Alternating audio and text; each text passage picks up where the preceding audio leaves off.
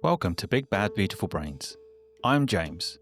Since I was diagnosed at the age of 45 with autism and ADHD, I've been on a journey not only to discover how my brain works and how to look after myself, but also about other people's brains and how they look after theirs. I'll be speaking to people from all different backgrounds, all different ages, and all different experiences to understand how they think and how their big bad beautiful brains work. Hello again, hope you're well. Welcome to another episode of Big Bad Beautiful Brains. This episode I'm talking to Melissa Harrison. Melissa is an award-winning novelist and nature writer whose work spans fiction, children's books and journalism.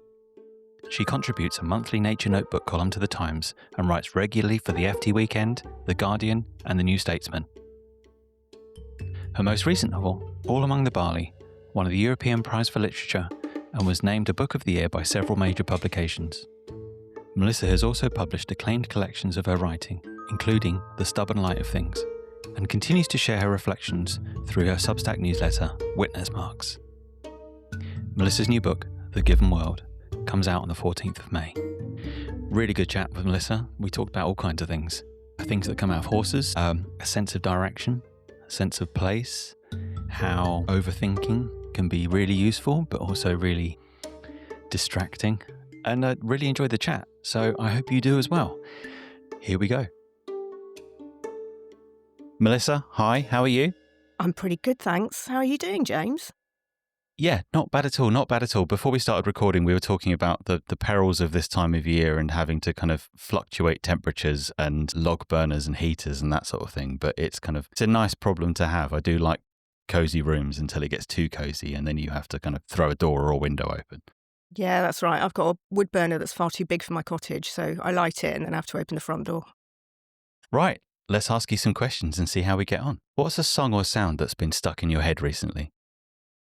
Well, I constantly have music playing in my head. I spent a long time working for a music magazine. Dance music is my thing. But there's a song that I heard on Radio 6 Music recently by Tame Impala.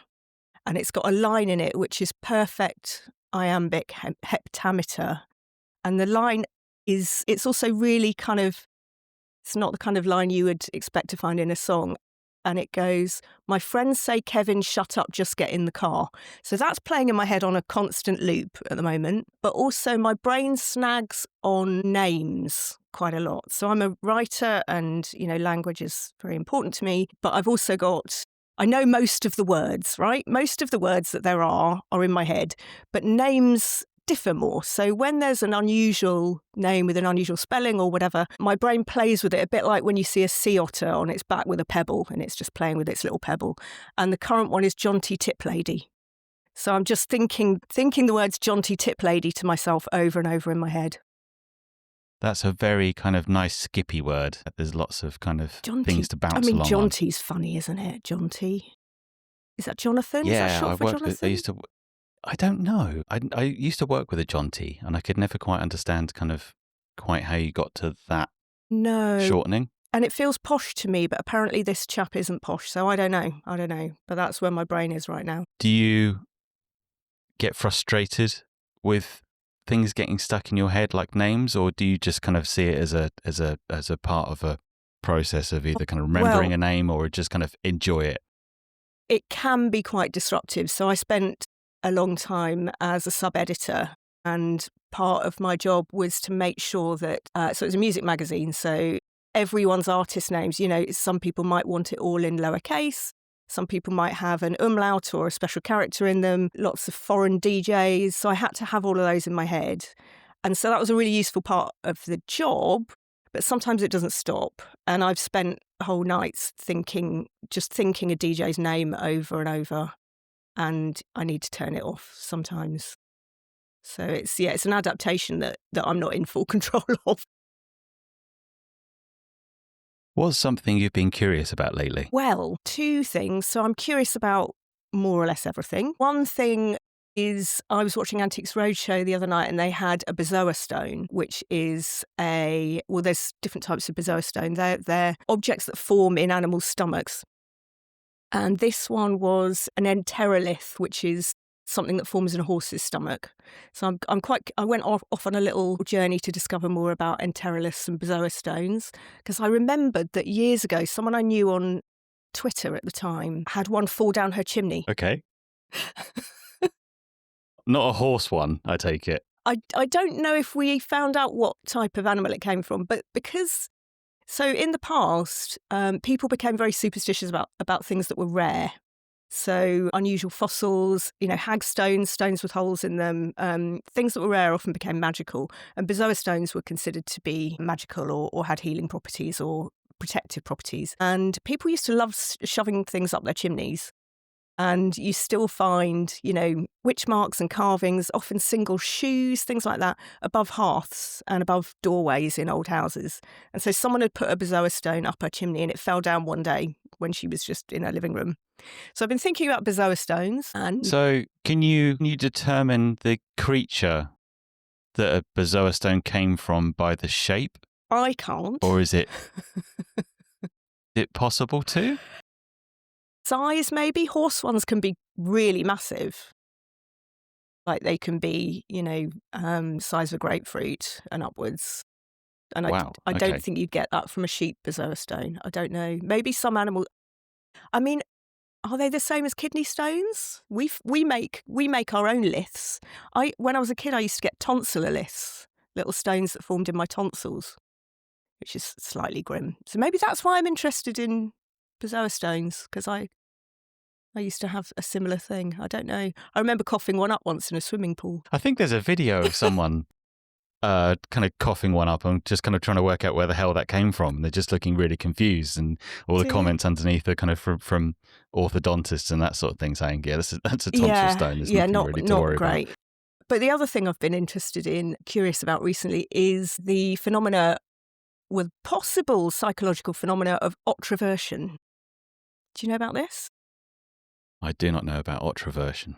Okay, Enlighten me. so this is a proposed new psychological category. Quite a famous psychologist in America called Rami Kaminsky has written a book about it, which came out recently. And he's proposing that as well as introverts and extroverts, which are quite broad terms and, aren't generally accepted in, they're kind of pseudoscience a bit. And he's proposed another one called ultravert, join any kind of movement or tribe or I could never join a political party. It causes some problems in my role as a nature writer because people are always trying to get me to sign up to things and go to protests and sign petitions and open letters and things like that.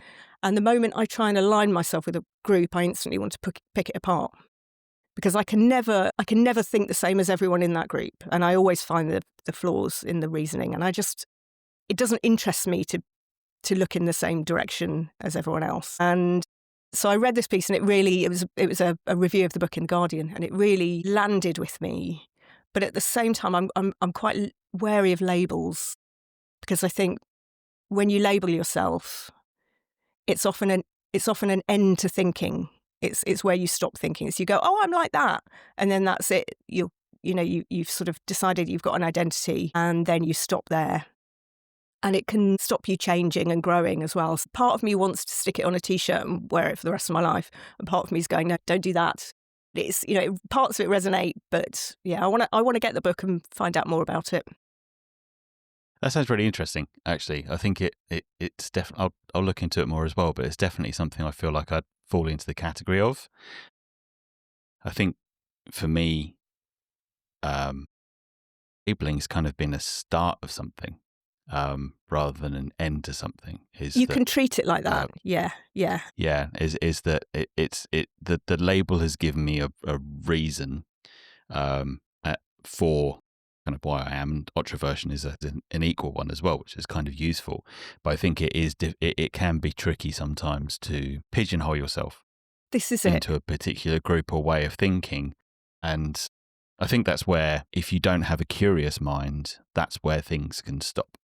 Yes. Whereas if you do have a kind of interrogating, curious mind, it's where it begins, and you can kind of unravel things and really deep dive into stuff because this label has appeared. Yes, but not everyone uses diagnoses and labels in that way. And I think part of the problem is social media, where it's very easy to build an identity online around pretty much anything and then become trapped by it. And I think about that particularly with young people, teenagers and young people who are, naturally developing an identity, and that's something they need to do. But when you and I were young, you could leave these things behind quite easily. And now with a digital footprint, it can be harder. If you've built an identity around a particular part of you, particularly, if it's a part that's troubled or a part of you that's hurting, you don't want to get stuck there for the rest of your life and for that to be who you are. Completely. And sometimes it can result in not finding who you are, but you creating a kind of version of yourself that is the online version of yourself that is not the true version of yourself. And you're creating a kind of veneer. Yeah, and the true version, and we change all our lives. The whatever the true version of us is at any one point will shift and change 1,000 times.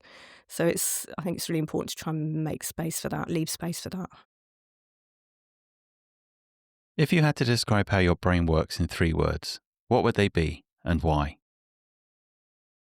Wide, shallow, and impressionistic. I'm interested in lots of things, and I think that's common to a lot of particularly novelists, people who write fiction. But I'm not someone that needs to know everything about everything. And in fact, that can work against you as a writer sometimes, or as a fiction writer, because it can mean you get stuck trying not to make mistakes and trying to represent something very perfectly, and your imagination can't work within it or make any changes. I'm interested in what things feel like.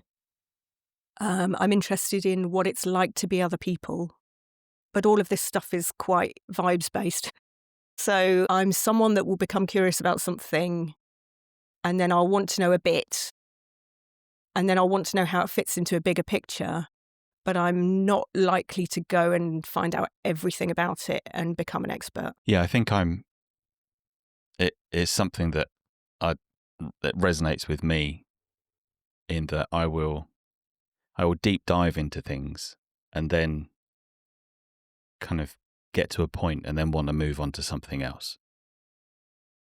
And that can be very useful sometimes in kind of building, as you say, a kind of very wide gamut of knowledge that can be applied elsewhere. Sometimes knowing when to stop with that kind of gathering of knowledge can be the hard bit. Yeah, certainly with novels, you can sometimes tell, especially with historical novels, where they've done a lot of research and they're really proud of the research, and they haven't then been able to leave the research out of the book. So you end up with really long passages about early printing presses, or, how people in the 14th century fertilized fields. That stuff would be known by the people in the book, but they wouldn't be thinking about it all the time or explaining it in detail, because it would just be reality to them. So, and I think it's not so much I've learned to think like that because I'm a writer. It's probably that I'm a writer because that's how my brain works. So I've probably drifted into a life that fits how I think anyway. What's something you're still figuring out? Well, related to what we were just saying, I'm figuring out how, as we all are, I suppose, how my childhood shapes my adulthood, and particularly how complex trauma still affects my brain. So I think we've all heard of PTSD, which comes from very shocking and sudden events that can't be processed and that leave lasting marks neurologically and psychologically. Complex trauma is more the accretion of difficult events over a long period of time, particularly when somebody's brain is developing. And there's a growing body of research which is looking at complex trauma as a form of acquired neurodivergence, because the effects that it can have are measurable and lasting. And certainly I had a difficult childhood with quite a lot of challenges at school and at home. And those challenges have changed me and the way that my brain works. And I find it really interesting that there's a really big overlap between some of the symptoms that classic forms of neurodivergence like autism and ADHD present with, and some of the effects of complex trauma. So things like dissociation, which is something that happens to me quite often, anxiety, catastrophizing, constant rumination. These are, there's a big overlap in the Venn diagram there. And it strikes me that for a lot of people with autism and ADHD and dyslexia, they will have had really traumatic school experiences of feeling excluded and feeling stupid and feeling unheard and bullied. And I wonder if some of those effects are actually due to complex trauma. And if we had a school system that supported people and made everyone feel included and feel like they could learn and feel like they were valuable, and that was able to root out bullying in a way that we're not even close to doing, whether some of those aspects of neurodivergence would disappear because people would be not harmed by their childhoods in that way. So I'm figuring that stuff out at the moment. I'm figuring out what are the strengths that have come from my childhood, like resilience and imagination. And, these things are often a double-edged sword, aren't they? I think constantly trying to work out what other people think and what they think of me and what might be about to happen to me is a huge strength for a novelist, because I am always imagining myself into other people's brains and realities. So it's finding, it's learning to go, okay, I can use that skill now usefully in my job, but I don't want to be doing it the whole time in this social environment because that's, really crippling. Yeah, that's something I'm still figuring out. And to your point of PTSD and anxiety and depression and stuff I've suffered with in the past, is that Venn diagram is, you can start to separate those things out if you interrogate them a little bit more. I for a long time thought I'm anxious and depressed because I'm autistic. And I thought that was just a trait of my neurodivergence, but it's not. It's a byproduct of me struggling with the environments that I was in, or constant rumination, or overthinking, or catastrophization. And if I can control and learn to use techniques and use medication and that sort of thing to get my anxiety and my depression under control, my autistic traits are far less severe because I'm not in a constant kind of fight or flight state of mind. The other side to the sword of that is I can think very creatively, and I can think kind of at 1,000 miles an hour in 12 different directions very easily. So I can problem solve brilliantly, but the problem with that sometimes is that I will try and problem solve things that don't need solving, and you can kind of circle the drain with that sort of thing quite easily, of getting lost in thought or stuff that isn't happening. Or to another guest's point recently, he said the greatest thing he ever learned when he went through therapy is someone telling him that thoughts aren't facts, and to separate what's going on inside your head from reality, and to focus on what's actually happening rather than what could happen, which is much easier said than done if you've got a brain that's trying to kind of constantly latch onto problem solving or catastrophization or rumination. Yeah, I mean, I spend enormous amounts of time trying to predict future problems and solve them before they happen. And I remember when I don't remember when it started, but I remember my first piano lesson when I was 4 actually, I know I was 4. I turned up and the teacher said, "Can you read?" And I said, "Yes, but I can't read music," and burst into tears because I had that I was going to fail already. I'd foreseen that I couldn't do something. And she said, "But that's what you're here to learn." And, I'm 51 now and I haven't worked this out. What's something about everyday life that's easy for you but hard for others, or the other way round? Well, language is easy for me. I don't know how hard it is for others, but it's the water that I swim in. And sometimes I can think that it can fix things that it can't. So sometimes when there's conflict, I think that if I can find the right words to say to someone, that's what will fix it. And it isn't really, it's how you are with someone. It's being with someone, with your body and your presence and your heart and your soul, that's going to repair, not me thinking of the right adjective. If I can send that email and it'll have the right word. words in the right order. So I probably over rely on words, but they're what the world's made of for me. What's difficult for me and easy for other people is navigation. So a few years ago, I was diagnosed with something called DTD, which stands for developmental topographical disorientation. And it means that my brain doesn't form cognitive maps. So driving's difficult. It's hard to, you'll know this, James, it's hard to describe something that your brain can't do because I don't know what it's like to have your brain do it, but I can see when I'm falling short. And I've known this all my life. I've known that other people's brains are doing something that mine doesn't. Just in the little things like coming out of a restaurant and everyone in the group I'm with turns left, and I'm like, how did they know to turn left? Because they've remembered where the car was, and I have no idea. We've turned 3 corners. That's gone for me, the idea of where the car was. I will go to the toilet in a pub and I can't find my way back. I was telling my friend Mike about this a couple of months ago in a bar in London. And as we were leaving, I was telling him about DTD, and I put my coat on and walked into a cupboard. I am constantly disorientated. I live in a village, very small, with only a couple of roads and some footpaths, and I walk every day, every single day.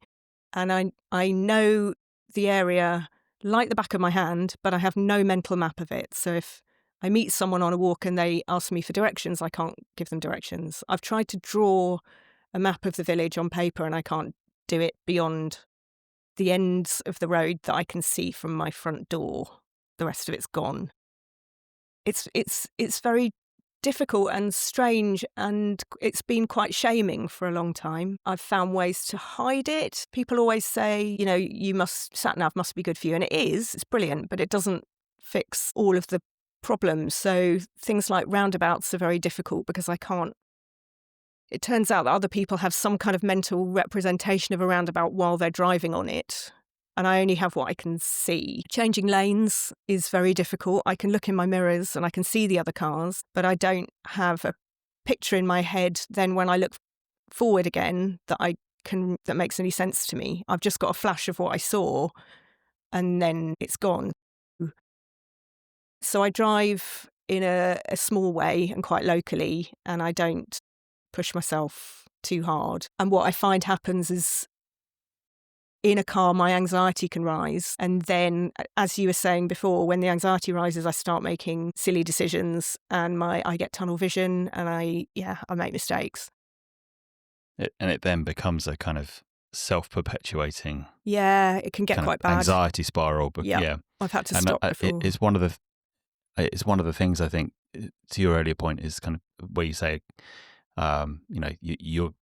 you swim in the water of words and understand kind of that space, and you don't know how other people do it.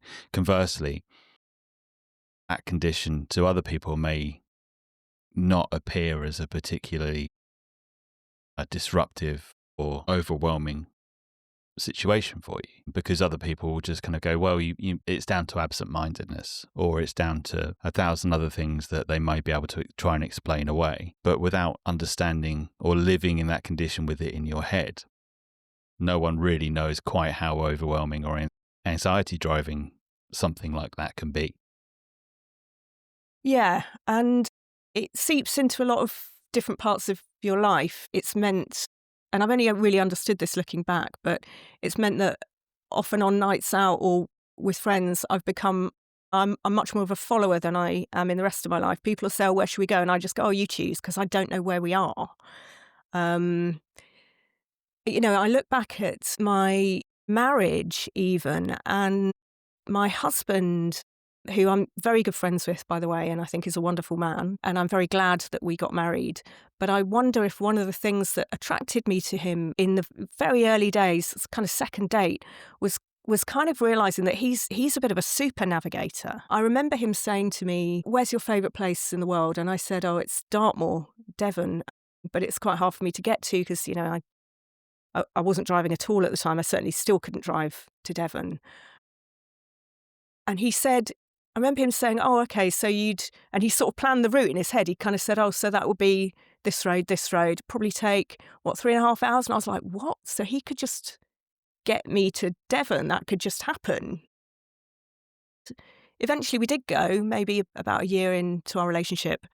And I remember, so if you imagine on Dartmoor, the lanes are very narrow and they're hedged by really tall hedges and walls. So you don't have much of a view. You can't really see any landmarks, and they're very twisty and turny. And we drove from Ashburton, where we were staying, little village, up onto the moor to walk to a tor that's my favourite place. And so we did these little twisty turny lanes, and I was trying to navigate with a map that I'd had to turn upside down so that it was pointing the right way. And we got there, and we parked the car, and we did the walk up to the top of the tor. And he looked off the back of the tor and then went, so on the other side of the wood, that'll be Ashburton then. And I was like, what? So the whole time we were in the car, his brain had been like twisty, turny roads, lots of turnings. His brain had remembered where we came from. Like, that's just wild to me. So, he was a deeply reassuring presence. And we travelled, we went on lots of trips to Europe, and this sort of confidence that you could just get around and you wouldn't get lost was really important to me. Have you found any approaches that make the world better for you? Well, I mean, yeah, there is SatNav. It does a bit, but not enough. Part of it, I think, has been, finding out that this is what is different about my brain was big. I guess, I will say to people now, I'm sorry, I'm just a really bad driver. And that tends to surprise people because I think driving is something we do at the threshold of adulthood. So it's a sort of marker of being a competent human. And we're all supposed to be good at it. And it's quite disarming sometimes to just say, I'm sorry, I'm just not very good at it. Like, I've never parked backwards. I've never done it once, and I never will. Like, it turns out you don't need to. So just going, okay, I'm going to drive within my capacities. I'm not going to do motorways. I'm not going to drive abroad. I'm not going to drive in London. But I can do as much as I need, and I'll admit when I can't do it. That's taken the pressure off me a lot. I try to visualise, if I'm doing a new route, I try to visualise it beforehand. I might have a look at a Google Street View. That can help. Yeah, I think throwing away the expectation of others and just saying, I can't do that, or I don't want to do that, and not feeling shame because there's an expectation of, well, when you get to 17 or your late teens, you should pass your test with flying colours and you should be able to do this, this and this. And again, it's the external expectation or societal expectation that can actually be the really detrimental aspect to overthinkers or people with kind of anxiety-led thought patterns. And if you acknowledge them and say, well, okay, that is an expectation, but I'm not going to meet it because I don't want to, or I don't feel like it's me or it fits me, can sometimes take a lot of weight off your shoulders because you're acknowledging that there is an expectation there, but you're not going to meet it because you either can't or you don't want to. And that's fine. Yes, I agree. It's interesting. When I was diagnosed, this condition was named by a group of Canadian researchers in 2009, and I was diagnosed by them. And I asked, are there more women with this condition than men? Because you hear women talking more about having a poor sense of direction or whatever. And they said, we've got more women in the study at the moment, but we don't believe that's the case. It's that men won't report this. Because driving and navigating are male-coded skills, men are not saying that they have a problem with this in the same way that women are able to. Yeah, that's really interesting. I don't know if that fits into men in general being terrible at kind of just acknowledging a health concern, or whether there is a kind of, male-coded aspect to, hunter-gatherer, no directions, which way north. Driving cars, they're a boy thing, aren't they? Yeah. But then, I'm fascinated by the fascination with cars in general. I drive a very sensible family vehicle and have never had a desire to have anything particularly sporty or ego-enhancing in any way, shape or form. Yeah, it's not how you express yourself, your identity. No, I'm just fascinated by people who are. I find it kind of very interesting of people who seek complete impracticality for the benefit of proving themselves in one way, shape or form. Maybe some are proving themselves. Maybe some people are genuinely interested in the history of cars and how they're made and their engineering, and I think it's complex. But there's a sort of harmful belief about women being bad drivers. Women are actually much safer drivers than men statistically. So women suffer from this idea of that we all have a poor sense of direction and we're bad drivers. But it also conversely makes it easier for women to put their hands up to this condition. What's a small thing that always makes you smile? James, it's not a small thing. It's dogs. Dogs make me smile. For years on Twitter, my bio was smiles at dogs. I didn't grow up with dogs. I liked them, but just they weren't that real to me. I couldn't really see them as people. I think that when we're falling in love, I think our brains are really, really plastic.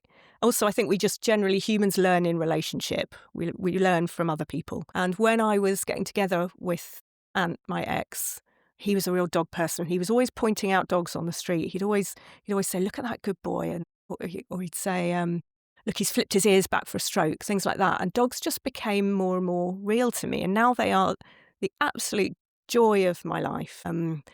We got a dog together, Scout, who we still have and we still share. She's 18. She's a very, very old lady. She's literally on her last legs. Her back legs are pretty much gone. I have discovered rooms of tenderness within me for that dog that I didn't know were there. And I've hardly met any dogs I don't like. It happens occasionally, but most dogs, they're just great, aren't they? They're too pure for this world. Yeah, there's so much character in dogs that I never really grew up around dogs. My nan had a dog. That was my kind of connection to dogs for a long time. And then we got a border collie and had him he lived till he was 14. And I was so heartbroken when we lost him that and I don't think for a long time, I was not a crier. I think I kind of famously admitted that the only time I kind of cried up until the point when we lost our first dog was at the end of Terminator 2, when the thumbs up came out through the lava, and that triggered me. That was me off. Now I'm kind of a little bit more more connected with my feelings, and things do make me blub that I don't expect them to make me blub, but it will send me off. Losing our first dog, Baxter, when he was 14, very old, and he was kind of done by that point. But we said, we won't get a dog for a while. We'll use the opportunity to not have a dog around the house, not having to worry about walking and feeding and boarding him when we're away. I think that lasted 4 weeks, and we got a puppy, or went and saw a puppy 4 weeks later. And then a couple of years after that, we got another dog. And they're both such different characters and such different personalities that they're brilliant, brilliant characters to be around in very different ways. And they're a bit of a comedy duo together. But I think it is just having that presence and that level of character in an animal, in a dog in particular, it just feels magical sometimes. Yeah, not all dogs are people. Some dogs haven't got that much about them, but there are dogs that are just people. They're just, they've got really expressive faces. They've got hopes. They've got beliefs. They've got their own thoughts and plans, and they're kind of separate from you. And it's just such a privilege to be around them. If you had a free day with no plans, how would you spend it? Well, having been quite a high achiever at school, partly because I needed to feel good about myself and I didn't at home or socially, I still feel the need to achieve something for a day to feel good. So I'm not good at doing nothing at all. I would probably want to walk. I walk a lot, and it's how I relate to nature and to place. And that's really important to me. I think I'd want to walk and feel what a place was like and then write about it. So I'd want to turn what I'd experienced into language. And is there any places that you regularly visit as your go-to place when you have a day when you have a break from doing work or doing other things, is there a regular place that you like to visit and reflect on? Well, I walk around the village a lot, but generally, I mean, I've not had a free day in a long time. Even at weekends is when I do my journalism, so the work for the Times. And most days I'm either writing a book or thinking about writing a book. So the idea of, having a day where I would just do it for no purpose for which I owed anyone any words or time, that would be wonderful. I don't know. I mean, what I'd love to do one day, and the driving gets in the way of this, is I'd like to visit all the English counties, because there's so much here. You know, England is and I say England rather than Britain because it's England that I'm really interested in. It's such a varied place. You know, you can drive from one kind of landscape to another in 20 minutes, and there's whole counties that I've never been to. I don't know what's going on in Warwickshire. You know, what have they got? What's it like? I don't know. And it kills me to think that I could finish my days not having experienced the whole of England. I don't really need to go any further. I'm quite a parochial writer. So I would love to go and experience. I'd like to get a camper van and drive it and go to all these places, but that would be lethal. So I won't be doing that. What's something that makes you lose track of time? Dancing. Oh God, moving your body to music is such a primal thing. I spent many years going to nightclubs. Nightclubs fixed me in ways that I have no regrets about whatsoever. Taking psychedelics at nightclubs opened windows in my brain that helped me relearn behaviours and relearn the fact that other people could be safe, that I could form connections with strangers that were positive, that I wouldn't be bullied, that I wouldn't be harmed. Just moving your body to music in itself is a form of medicine. There's a researcher called Emma Marshall. Is it Marshall or Mitchell? Marshall, who I follow on Instagram. She's doing a PhD, and her brand that she's kind of setting up is Movement is Medicine. And she is fascinating on the way that rhythm and movement affect our brains. And I find that, and I'm 51. I've aged out of nightclubs, really. And I am so sad about it because it has meant a lot to me. So I listen to very loud dance music when I'm running, and sometimes I get a little runner's high, and that's nice. Powers me on for another couple of miles. And sometimes I just put music on at home and shut the curtains and turn the lights off and have a dance. That's awesome. I'm far too self-conscious to throw shapes in any way, shape or form in public. No, really? But I'm an awesome kitchen dancer. When I'm cooking and no one else is in the room, I will bust out a few moves. This is good. I'm glad there's some of it. I found a safe space for it, but I'm too big and too lummoxy. No, you're not. Nobody is. That's not true. Do it in a public space. Maybe that will be my next challenge: is to kind of find the guts. We'll do it together, James. Break out some moves. Deal. Okay, fine. We'll do that. What's the best advice you've ever been given? I'm allergic to advice. I don't give advice, and I don't want to be given advice. It drives me mad, particularly on social media, when you say anything and a load of strangers weigh in to tell you something you already know. But, I think, joking aside, I think that I suppose my worry with advice is that it's a bit like using AI to write an essay. You get to an answer, but you haven't done the work yourself. And I'm often asked as a writer to give tips and to teach, and I don't teach and I don't give writing tips because it sounds tough, but the journey is the goal. You have to learn yourself, and everyone's way and everyone's life will be different than other people's. And there are no shortcuts. There are no shortcuts. So, I could tell people 10 ways to become a writer or 10 ways to whatever, and I'm cheating them. I'm cheating them of the mistakes that they need to make in order to find their own way.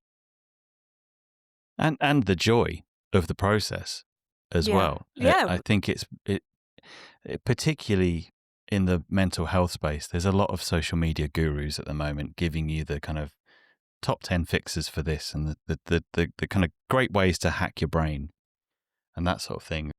either far too broad or far too ineffective for people to use, but they seem like good ideas.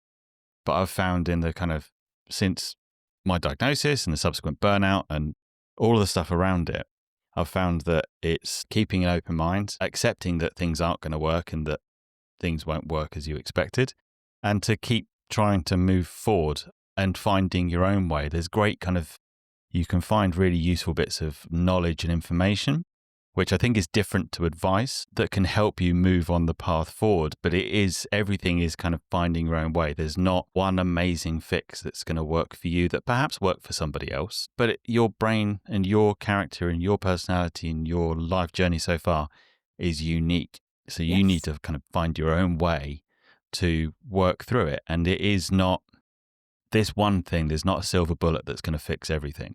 And I think sometimes the frustration is, I hoped I'd try this one thing and it would do it. There isn't one thing. There's 1,000 things in 1,000 different ways. And you need to find your own path and accept the failures and discover the joys in the process of it. And that's part of it. There's not it's not learning how to put a set of IKEA furniture together. No. Well, you could put a bit of IKEA furniture together however you want, but it's not as cut and dried as that. It is trying and testing and learning as part of the process. Yeah, and the basis for that is to be in touch with yourself, because you have to be able to detect when something is or isn't working. So developing self-awareness so that you can do things like, for instance, interrupt an impulse before it leads to an action, to just go, that thing that person said hurt me. Why did it hurt me? And be a little bit curious about that and open up that little gap so you can think, actually, I'm not going to flashback. I'm going to go and think about that. And then I might say something tomorrow.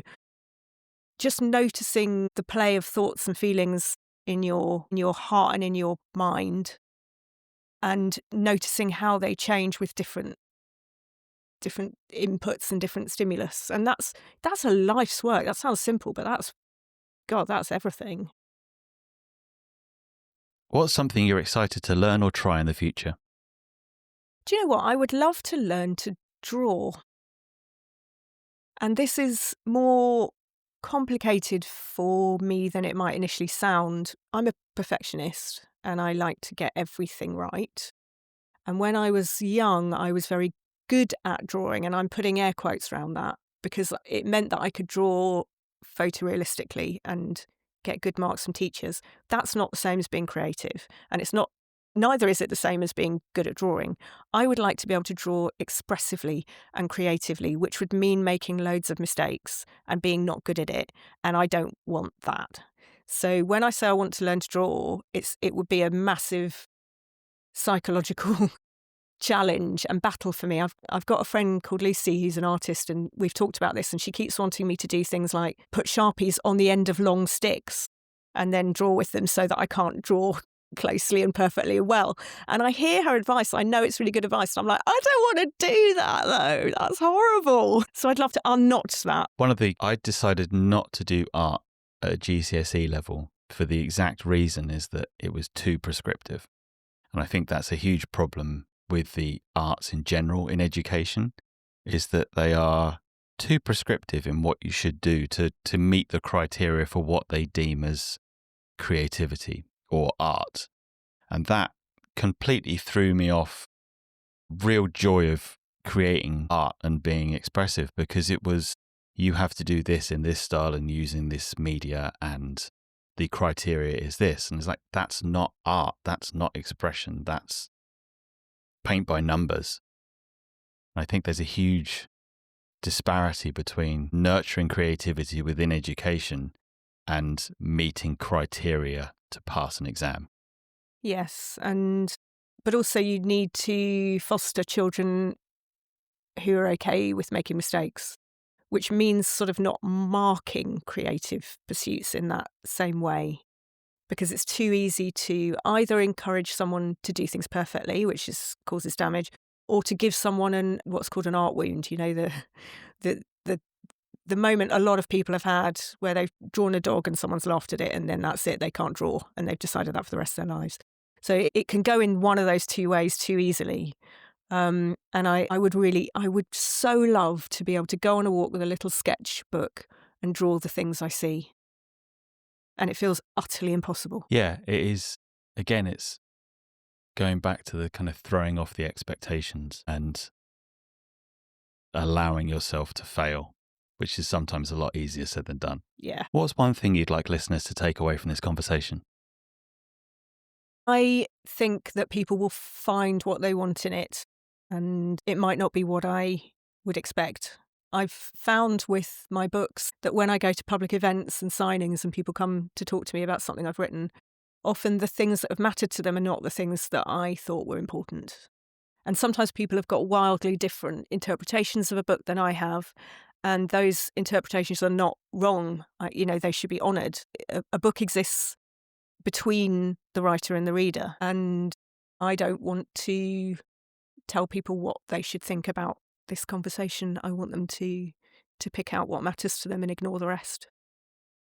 Last question. What's next for you? Well, I've got a new novel out later this year called The Given World, which comes out in May. So I'm gearing up to that, which is a scary moment where the thing that you've been nurturing for years, in this case, in private, meets the outside world and is turned into a product that people can buy and have their own opinions about. But I'm also working on something new, which is the beginning of the same process that's ending with this book. And the beginning of the process is when you've got a sort of, for me, it's not really, I don't really have ideas for a book, like a story. It's more just like a smell, it's like a dream you can't quite remember. It's a feeling or a smell or an impression in your head that you chase. And the closer you don't get close to it. The more you chase it, the further away it gets. And the more words you put on paper, it diverges from the thing that you're following. It's like a will-o'-the-wisp. And the more you actualize it and make it real, the more it disappears. And so eventually you have to make peace with the fact that you've made something, but it's not that thing. And you have to learn how to be proud of the thing that you did make, which is not what you set out to make. So with the one that's coming out, that's where I am with that process going, what did I make? What do people think of it? I don't know. And now I'm at the start of that process again with another one of having this sort of perfect but indefinable feeling in my head that I'm about to mess up by putting words to. The perfect balance of joy and terror. That's it, exactly. Melissa, thank you. Thanks so much, James. I really enjoyed that. It was really good fun.